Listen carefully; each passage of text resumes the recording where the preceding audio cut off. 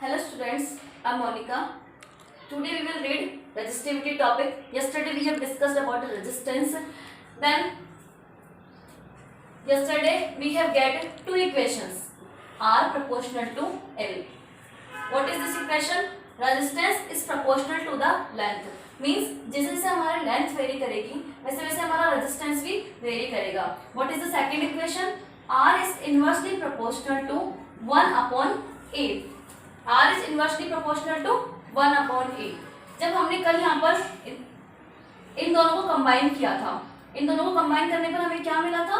R proportional to L upon A.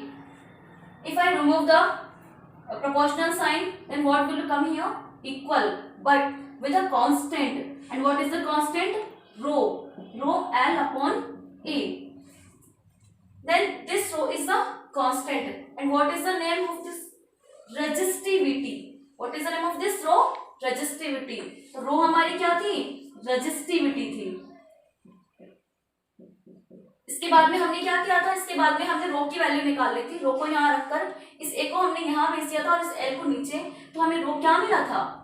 R into A upon L. और कल हम इसकी यूनिट क्या मिली थी? Ohm into metre.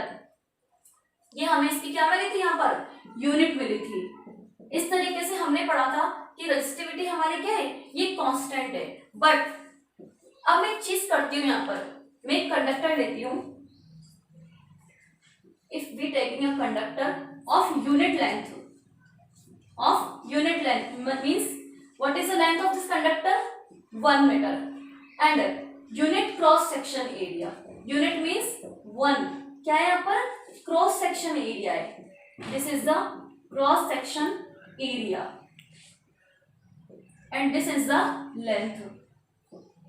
अब मेरे इस कंडक्टर में अगर मैं 1 मीटर लेंथ अज्यूम कर रही हूँ और 1 मीटर ही क्रॉस सेक्शन एरिया ले रही हूँ, तो देखिए क्या इफेक्ट पड़ने वाला है. What will be the effect? R is equal rho is equals to R into A upon L.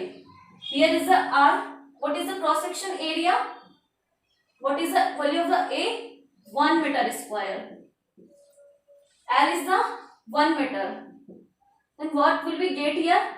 R.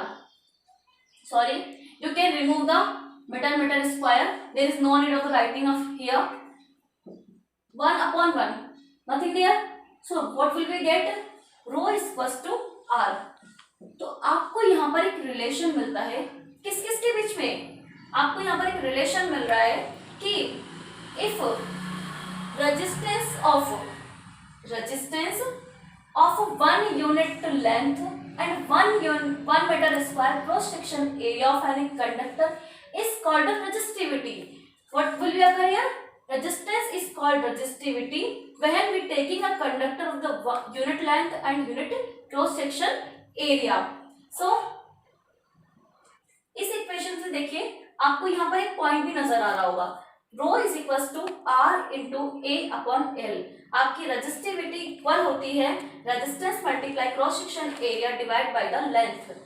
Means अब आपकी रेजिस्टिविटी किस पर डिपेंड करने वाली है वो हम देखते हैं. रेजिस्टिविटी इस फॉर्मूले से पता चलेगी. देखिए रो की वैल्यू आ रही है आपकी R और A और L. तो साफ दिख रहा है ये 3 फैक्टर ऐसे हैं जिन पर आपकी रेजिस्टिविटी क्या करेगी? डिपेंड करेगी. मींस अब देखिए यहाँ पर अगर आप देखें तो जो आपका रो है वो एक किस टाइप में है? हमने बोला जब भी बराबर वाली चीजें होती है हमेशा किस में चलती है? प्रोपोर्शनल में. मतलब आपका जो क्रॉस सेक्शन एरिया है और जो रेजिस्टेंस है वो क्या है? रो के प्रोपोर्शनल चलेंगे.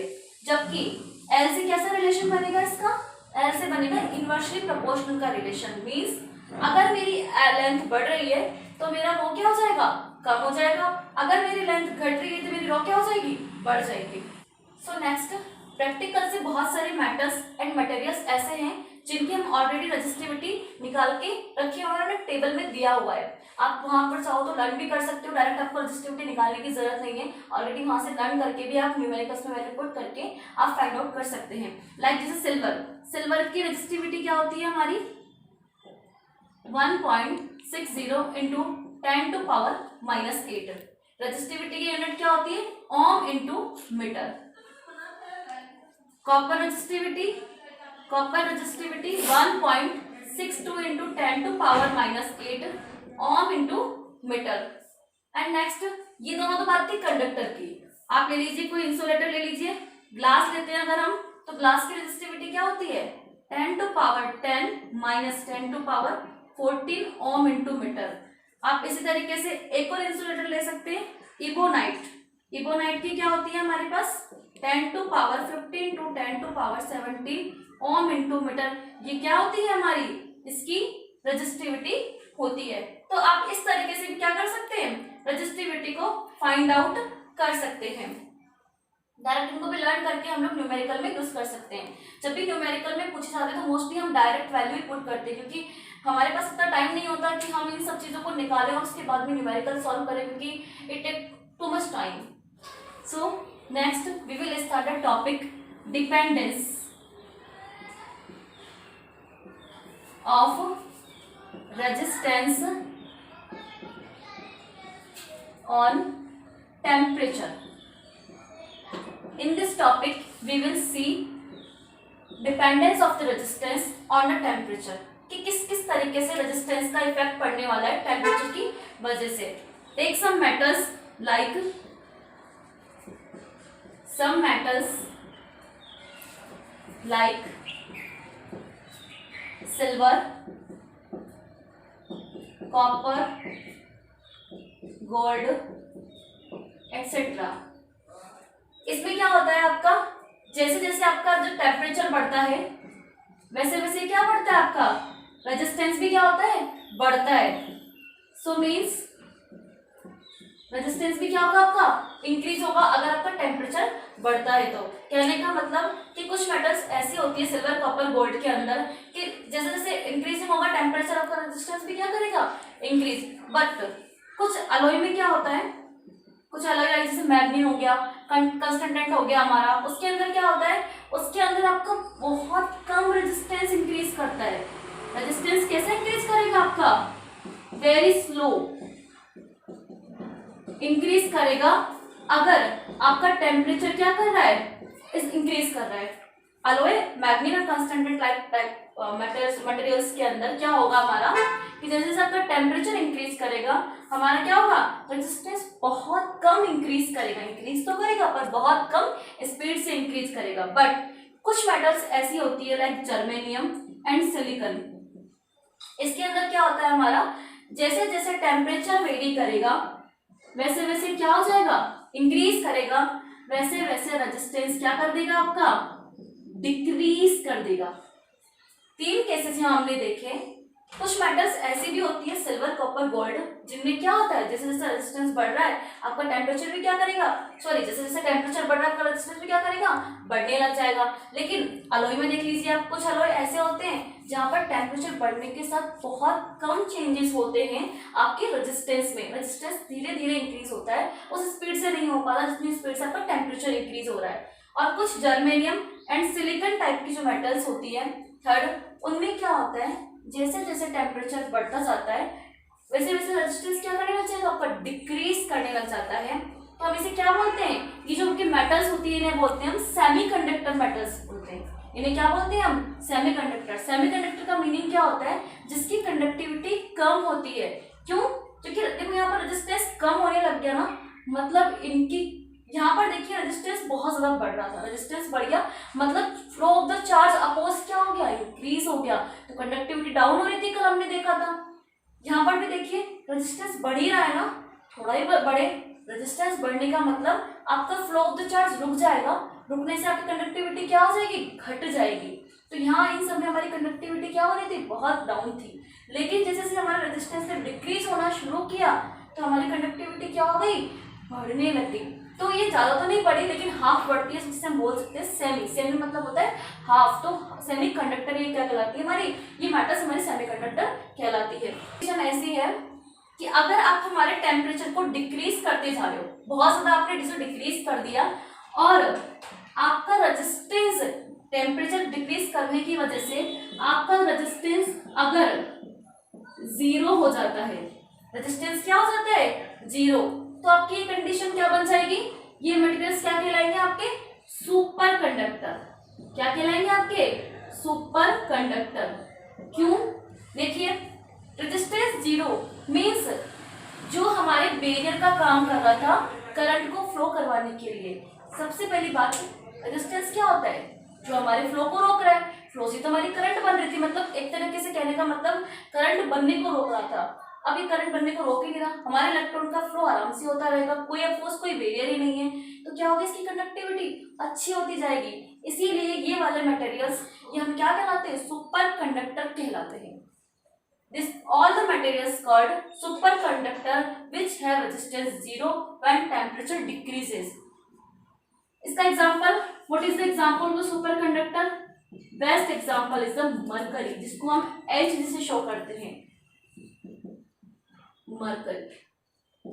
इसमें क्या होता है, आपके इस मरकरी में क्या होता है कि ये इसका रेजिस्टेंस जीरो हो जाता है। कितने टेम्परेचर पर? Eight 4.2 kelvin.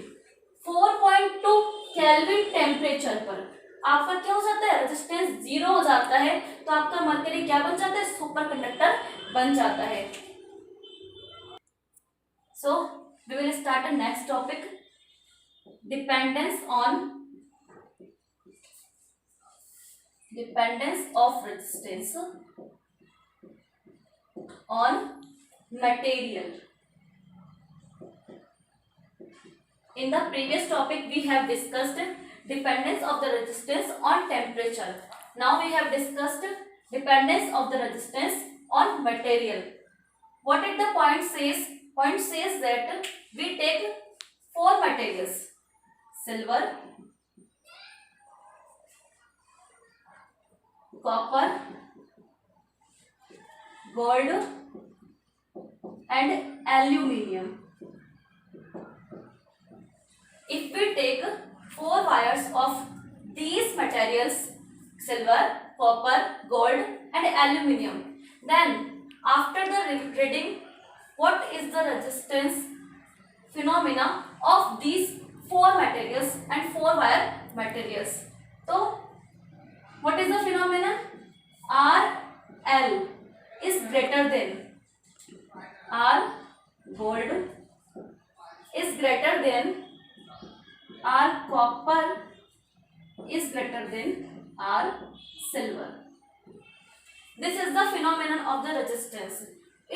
This phenomenon says that resistance of the aluminium is highest in among four metals, and resistance is lower, almost lower resistance of which metal? Silver. So what you get here, जिस तरीके से आपका resistance सबसे ज्यादा aluminium का है, उससे कम फिर गोल्ड का है, उससे कम कॉपर का है, उससे कम सिल्वर का है, तो सबसे कम यहाँ पर रेजिस्टेंस किसका है? आपके सिल्वर का है, और सबसे ज्यादा रेजिस्टेंस किसका है यहाँ पर? एल्यूमिनियम का। लेकिन कल हमने पढ़ा था कि जिसका ज्यादा रेजिस्टेंस होगा उतनी ज्यादा कंडक्टिविटी क्या होगी? कम होगी। क्यों? क्योंकि कंडक्टिविटी बढ़ती है इलेक्ट्रॉन के फ्लो से, और रेजिस्टेंस तो क्या करता है हमारा? इलेक्ट्रॉन के फ्लो को कम करता है। तो यही अगर रेजिस्टेंस ज्यादा हो रहा है, मतलब बैरियर ज्यादा आ रहा है, तो हमें हमारी क्या होगी? कंडक्टिविटी अपने आप ही कम हो जाएगी, तो इलेक्ट्रॉन का फ्लो रुक जाएगा, तो कंडक्टिविटी कम होगी। तो देखिए जिसका रेजिस्टेंस ज्यादा है उसकी कंडक्टिविटी क्या होगी? हमारी कम। यहाँ थोड़ी कंडक्टिविटी बढ़ जाएगी क्योंकि यहाँ रेजिस्टेंस थोड़ा कम हो गया, फिर यहाँ कंडक्टिविटी और ज्यादा बढ़ जाएगी, और फिर यहाँ कंडक्टिविटी और ज्यादा इंक्रीज हो जाएगी। तो हम कह सकते हैं कंडक्टिविटी के रूप में फिनोमेनन क्या मिलने वाला है? सिल्वर की सबसे अच्छी कंडक्टिविटी होती है। सिल्वर मेटल की सबसे अच्छी कंडक्टिविटी होती है। पहले सिल्वर की, फिर कॉपर की कंडक्टिविटी अच्छी होगी, देन उसके बाद में फिर गोल्ड आएगा, और फिर उसके बाद में लास्ट आपका एल्यूमिनियम आएगा। मतलब इन चारों में से अगर हम देखें तो सबसे कम कंडक्टिविटी एल्यूमिनियम की होती है, और सबसे ज्यादा कंडक्टिविटी क्या होती है? सिल्वर की। इस तरीके से आपका ग्राफ चलने लग जाता है कि हाँ सिल्वर सबसे ज्यादा कंडक्टिविटी, फिर कॉपर की, फिर उससे कम गोल्ड की, और फिर उससे कम एल्यूमिनियम की। तो ये था आपके dependence of the resistance on material. Now your resistivity topic is complete. Please revise this topic again and again and solve the numerical on this topic based on the rho resistivity. Rho is equals to RL upon A. We will meet in the next video with the combination of the resistance. Okay. Okay, thank you for watching my video.